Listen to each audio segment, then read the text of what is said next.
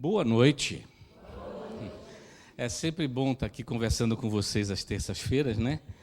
E o tema de hoje, para a gente não perder muito tempo, né? Como ela já falou, vamos falar de o céu e o inferno. Isso foi tema de uma aula, e essa aula foi tirada do próprio livro, né, de Allan Kardec, chamado O Céu e o Inferno, tá?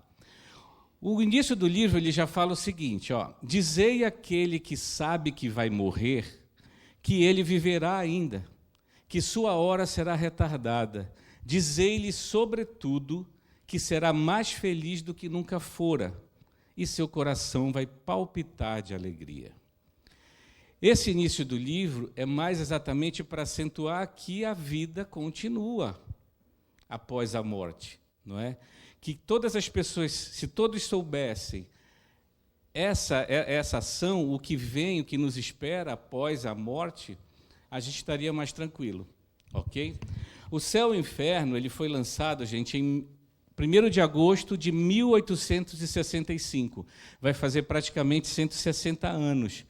E é uma da quarta coleção da codificação. Kardec fez a codificação em 5 livros, que nós chamamos de Pentateuco Espírita, tá? E é a quarta. Por que ele fez esse livro? Que seria uma continuação do Evangelho segundo o Espiritismo. Os espíritos superiores chamaram ele e falaram. Isso consta no livro Obras Póstumas. Isso foi em 30 de setembro de 1863, antes mesmo de ele lançar o Evangelho segundo o Espiritismo. A mensagem foi, ó: chegou a hora de a igreja prestar contas do depósito que lhe foi confiado, né? Da maneira como praticou os ensinamentos do Cristo, do uso que fez de sua autoridade, enfim, do estado de incredulidade a que conduziu os espíritos. A gente sabe que a Igreja Católica fez muita coisa boa, mas errou muito no caminho, principalmente na Idade Média, né, que queimavam pessoas, né, em nome de Deus. Então, a Igreja praticamente caminhou os espíritos de uma maneira diferente do que deveria ocorrer. Então, ele precisava fazer um livro, que esse livro nada mais o objetivo dele é mostrar a imortalidade do espírito e a condição do espírito, né, que ele vai usufruir depois que ele desencarna, depois que ele passa para o plano espiritual. Tudo bem? Ele coloca ao alcance de todos esse conhecimento de como realmente funciona a justiça divina, tá? Que, na verdade, Deus não castiga ninguém, né? A gente que é castigado por a gente fugir das leis. Deus criou as leis. Eu repito sempre isso. Deus criou as leis. E as leis estão aí para a gente serem cumpridas. Se a gente se afasta, a gente sofre. Se a gente se aproxima, a gente se torna feliz. Então, céu e inferno. Quem acredita em céu e inferno aqui? Pode levantar a mão. Só eu levantei a mão, dona Nilza. Quem acredita em céu e inferno? Gente, vamos ver se existe ou não, tá? Esse livro ele fala muita coisa. Seria muito bom vocês lerem o livro, que além de falar do céu e do inferno, ele fala, né, de anjos, demônios, inclusive é muito interessante, até tema de uma próxima palestra, né, anjos e demônios. Fala da vida futura, fala do que acontece com a gente no final dos nossos dias, né? E tem muitos exemplos de pessoas que desencarnaram por diversos motivos, tá? Por suicídio, assassinato, e eles descrevem o que eles passaram durante a morte e após a morte. É muito interessante, tá? Para iniciar, antes de falar de céu e inferno, tá? O livro ele fala do futuro e o nada, tá? Nós nascemos, nós crescemos, nós comemos, nós estudamos, né? Nós trabalhamos, nós casamos, temos filhos, ou seja, a gente vive, né? Nós vivemos, nós pensamos e nós agimos. Essa é a parte positiva, tá? Mas também nós morremos, não é isso? É a parte ruim, né, que muita gente acha, né? A gente morre. Mas depois que a gente morre, depois que deixa a terra, para onde vamos? No que nos transformamos? Nós estaremos melhor do que somos hoje ou pior do que somos hoje? Seremos ainda nós mesmos Ou seremos diferentes depois que a gente passa para a morte, depois da morte, né? Essa é a grande questão, gente, filosófica que todo mundo fala, né? De onde eu vim? O que eu estou fazendo aqui? Para onde vou? Né? Nós, os espíritas, a gente já sabe. Quem a gente está estudando aqui, a gente já sabe de onde viemos, o que estamos fazendo aqui e para onde vamos. Mas ainda temos um medo da morte. Não é? Apesar de estudarmos, quem não tem um medinho da morte, gente? Não é? Nisso, eles sugerem 3 coisas no livro. Quando a gente morre, a gente vai para o nada. Morreu, o corpo acabou, tudo se acabou. Existem pessoas que acreditam nisso. Eu tenho um amigo que acredita, sabe que eu frequento aqui. Ele diz, imagina, isso é balela, morreu, acabou-se tudo. Aí que sentido teria a vida? Não é verdade? A segunda hipótese que ele dá é que quando a gente morre, a gente é absorvido ao universo. Tá? Mas absorvido ao universo vem contra o que a gente acredita também. O corpo morre. Mas tudo aquilo que a gente fez, que a gente estudou, que a gente aprendeu, que a gente usufruiu durante a vida, vai para onde? Se perde. Se o corpo morre e volta, isso é verdade. A gente é feito de elementos químicos, né, de elementos da natureza. E quando a gente morre, isso tudo volta também ao universo. Faz parte da nossa doutrina, não é? Mas e a nossa inteligência? Tudo que a gente aprendeu morre também? Não é?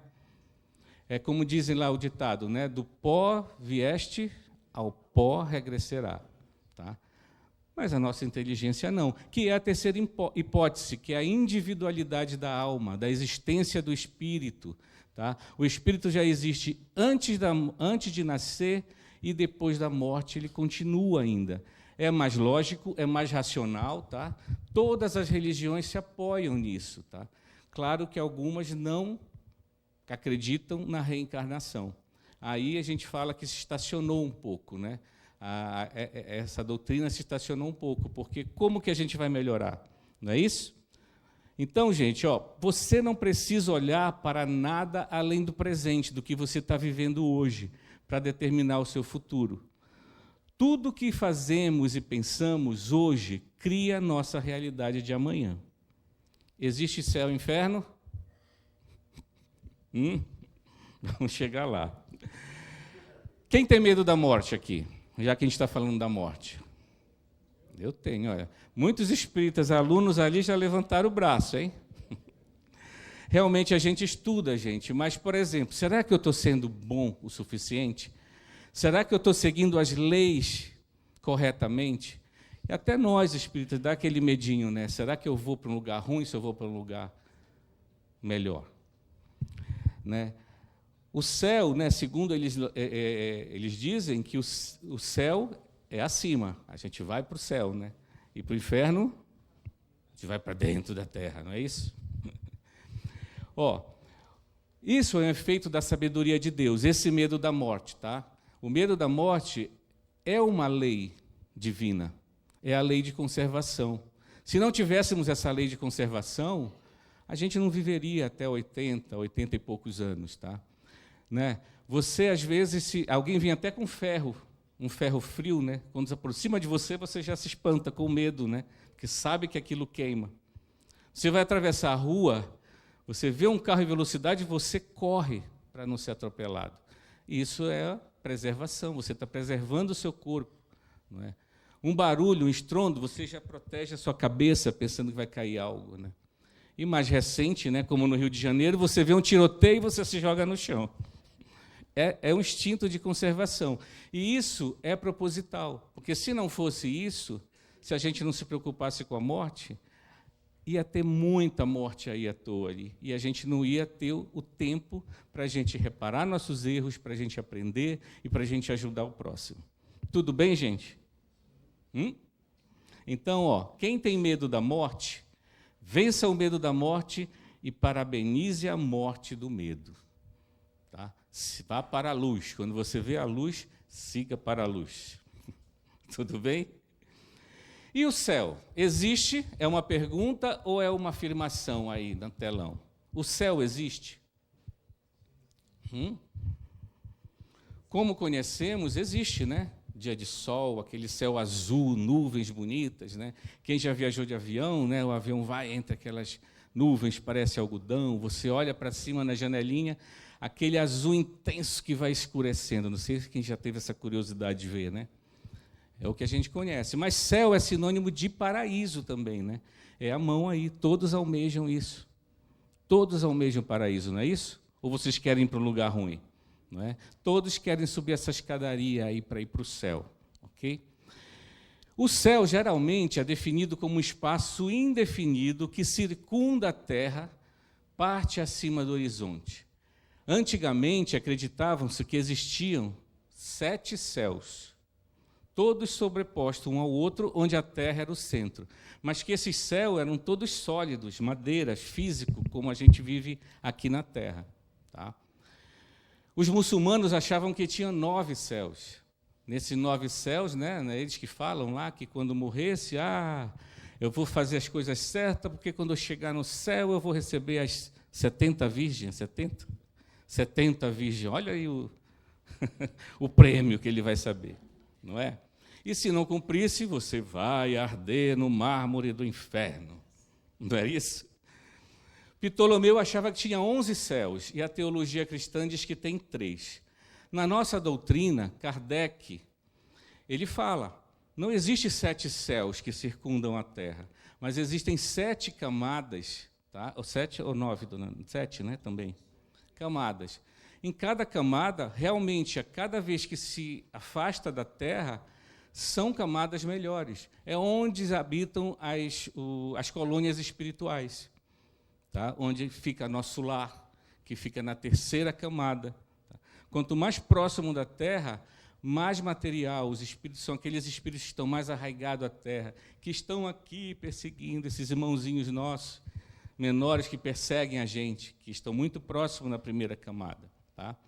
Então, Kardec diz que a Terra não aparece senão como um ponto imperceptível, menos favorecido para se habitar, o nosso planeta Terra. A vida está por toda parte, que a humanidade é infinita como o universo. Então, onde está o céu? Está por toda parte, como eu falei, nada o cerca, nem lhe serve de limite.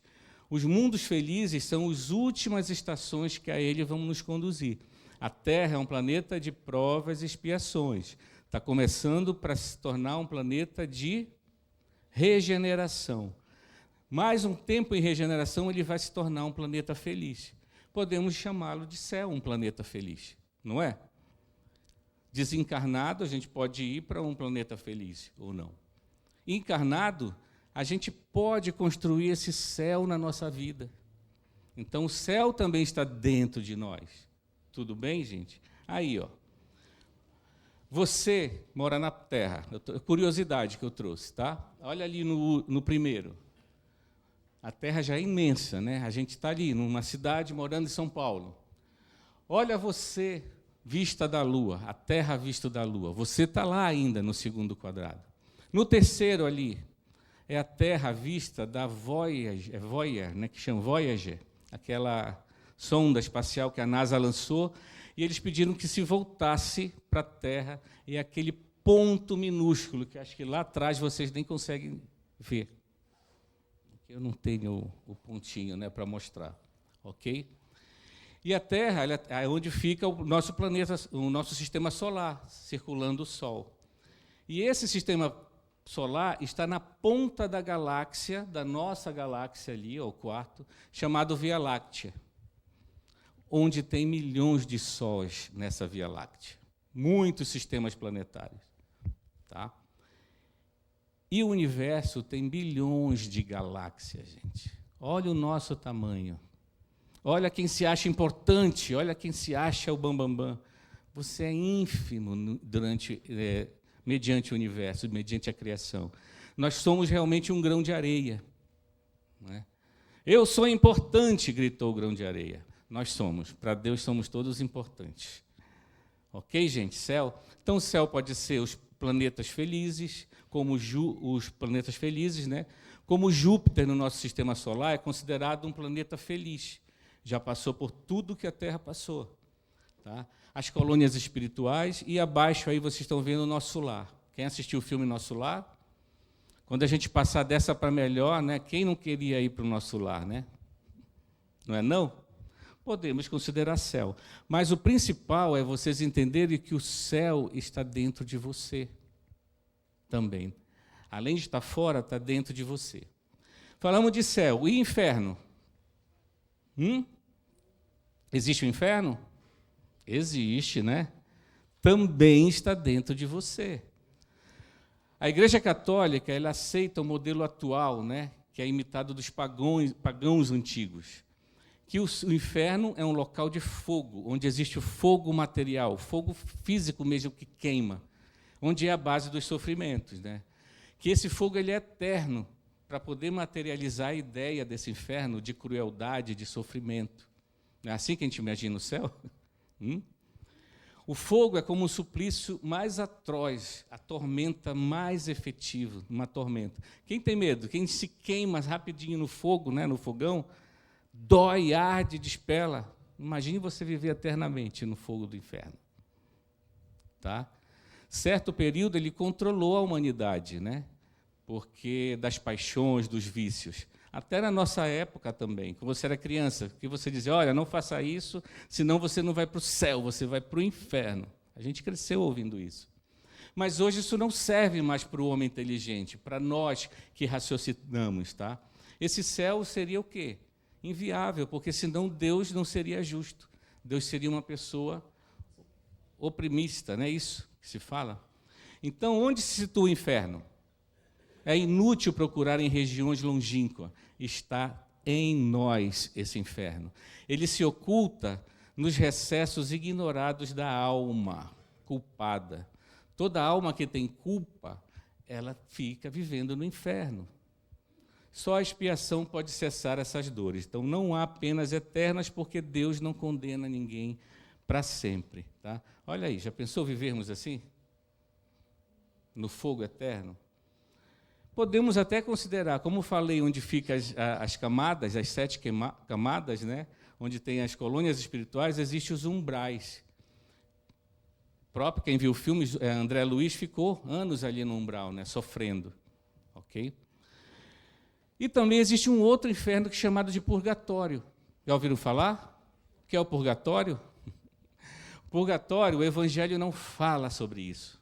E nem diz onde é o local. Ele foi admitido pela Igreja no ano de 593 depois de Cristo.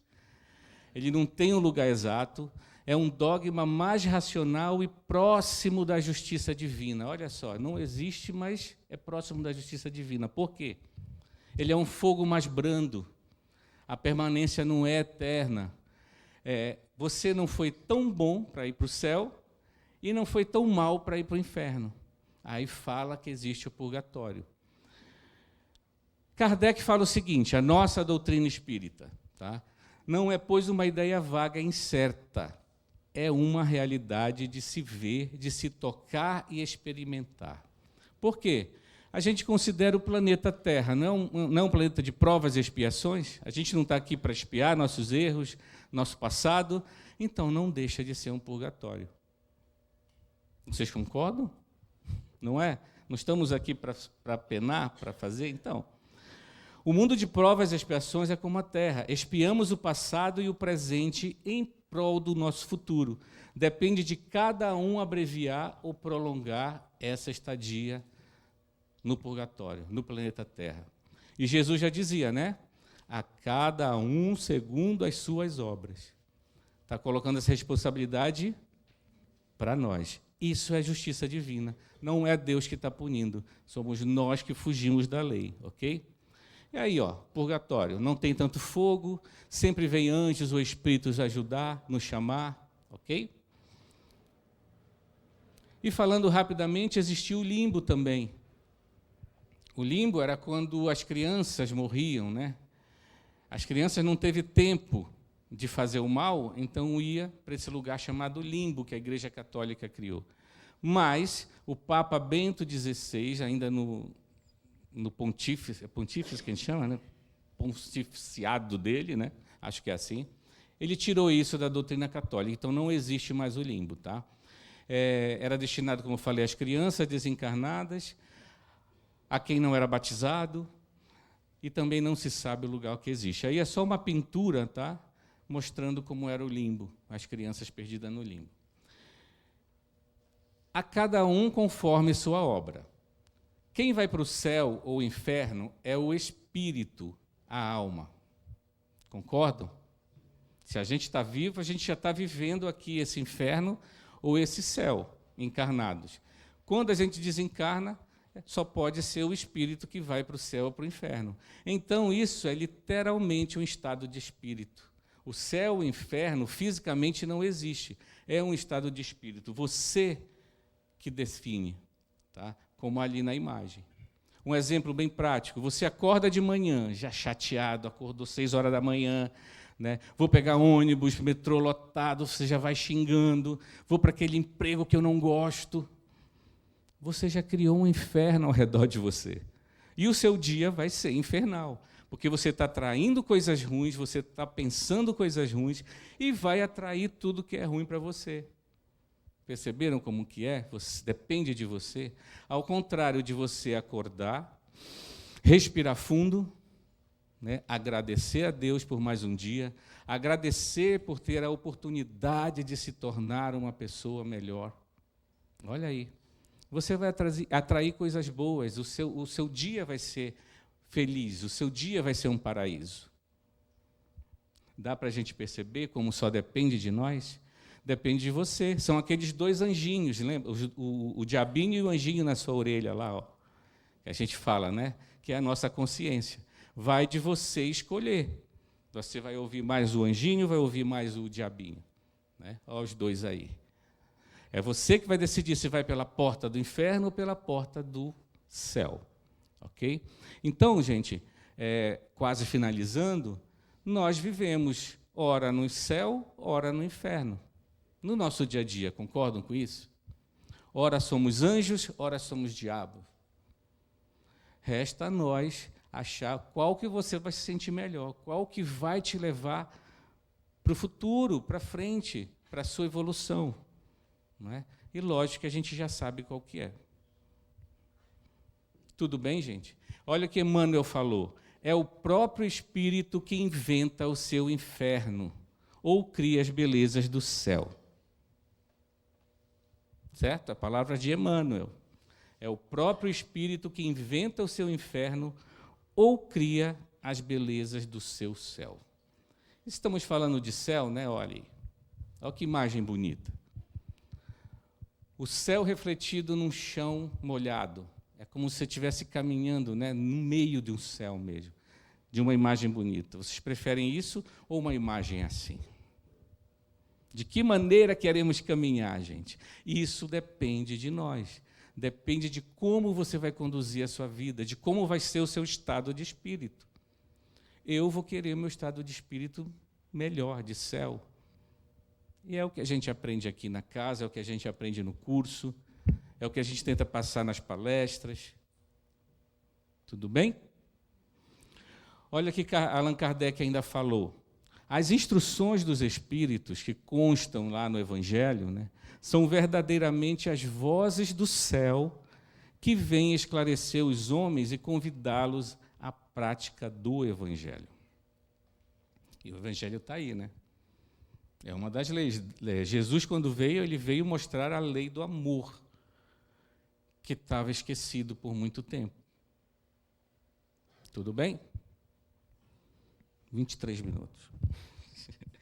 Normalmente eu finalizo com uma canção, né? Que a dona Neuza disse que vocês gostam, quando eu venho conversar com vocês, trazer uma canção. Que canção trazer, gente? Uma canção que fale do inferno? Não, né? Trazer um rock and roll daqueles pesados? Não, né? Então eu pensei e caiu na minha mão uma canção, ela se chama Céu de Santo Amaro. Quem conhece? Muito linda, né? Não ouviram? Céu de Santo Amaro é de Flávio Venturini, participação de Caetano Veloso. O que é que a canção fala? Eu trouxe uma cola aqui, ó. A canção Céu de Santo Amaro é uma verdadeira ode ao amor e a conexão cósmica entre as almas. A letra da música ela evoca a imagem do céu estrelado para simbolizar a vastidão e a profundidade do sentimento de amor.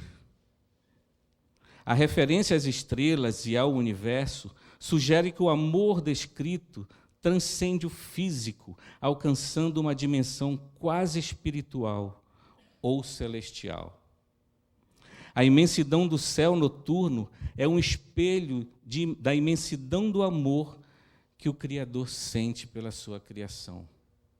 O amor de Deus, um amor que parece infinito e eterno, assim como o universo. Santo Amaro é uma cidade do interior da Bahia, onde o próprio Caetano nasceu. E dizem que lá é lindo, num dia de céu limpo, é um céu mais estrelado que eles dizem que tal, que você se conecta com Deus o mais possível, né? O melhor possível.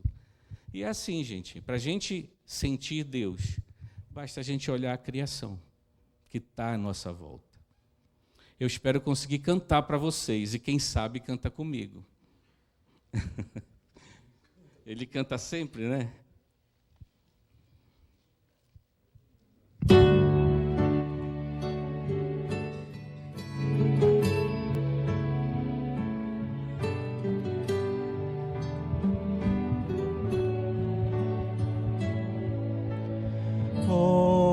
Olho para o céu, tantas estrelas dizendo da imensidão do universo em nós. A força desse amor nos invadiu, com ela veio a paz, toda a beleza de sentir que para sempre uma estrela vai dizer: simplesmente amo você. Meu amor, vou lhe dizer, quero você com a alegria de um pássaro em busca de outro verão. Na noite do sertão, meu coração só quer bater por ti. Eu me coloco em tuas mãos para sentir todo o carinho que sonhei. Nós somos rainha e rei. Quando Allan Kardec perguntou aos espíritos o que é Deus, quem é Deus, eles prontamente responderam: Deus é a inteligência suprema, causa primária de todas as coisas, que para crer em Deus é suficiente lançar os olhos às obras da criação. E eles foram além nos apresentando os atributos de Deus.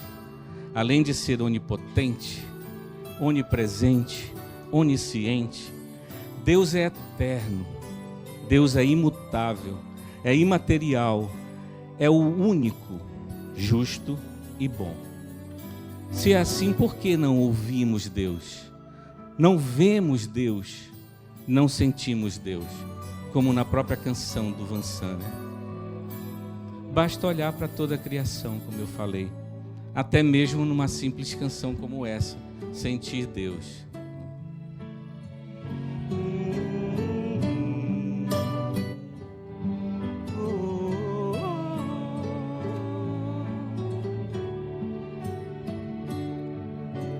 Na noite do sertão, meu coração só quer bater por ti. Eu me coloco em tuas mãos para sentir todo o carinho que sonhei. Nós somos rainha e rei. Olho para o céu, tantas estrelas dizendo da imensidão do universo em nós. A força desse amor nos invadiu. Então veio a certeza de amar você.